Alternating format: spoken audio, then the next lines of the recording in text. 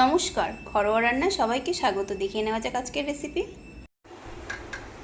পনিরের এই রেসিপিটা বানানোর জন্য আমি প্রথমে পনিরগুলো কিরকম কিউব করে কেটে নিয়েছি। এখানে রয়েছে পেঁয়াজ আর হচ্ছে ক্যাপসিকাম কিউব করে কাটা। পনিরের মধ্যে দিয়ে দিচ্ছি পরিমাণ মতো নুন, দিয়ে দিচ্ছি কিছুটা লঙ্কার গুঁড়ো। এবার এই নুন আর লঙ্কার গুঁড়োটা পনিরের গায়ে লাগিয়ে নেব। এবার একটা করে এরকম কাঠি নেব, তার মধ্যে প্রথমে এই পেঁয়াজ দিয়ে নেব একটা করে, তারপর দেব একটা করে ক্যাপসিকাম, আর দেব আবার একটা করে এরকম পনির,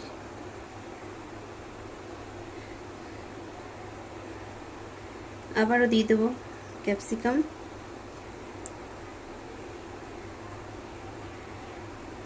আবারও একটা করে পেঁয়াজ দিয়ে দেবো। এরকম করে আমি সবগুলোকে আগে তৈরি করে নিচ্ছি। দেখো, এবার ব্যাটারটা রেডি করব।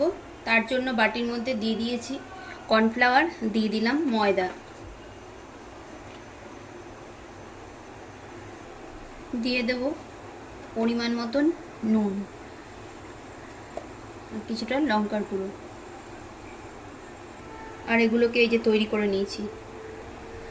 এবার একটু করে জল দিয়ে গুলে একটি ব্যাটার রেডি করে নিচ্ছি। এর মধ্যে আমি একটু রসুন দিয়ে দিচ্ছি, রসুনের পেস্ট একটু দিয়ে গুলিয়ে নিচ্ছি আবারও, তাহলে না ফ্লেভারটা ভালো হবে। এবার ওভেন অন করে একটি কড়াইয়ে বেশি করে একটু রিফাইন তেল দিয়ে দিয়েছি ভেজে নেওয়ার জন্য। তেল গরম হয়ে গেছে, এবার এগুলোকে আমি ছেড়ে দেবো তেলের মধ্যে।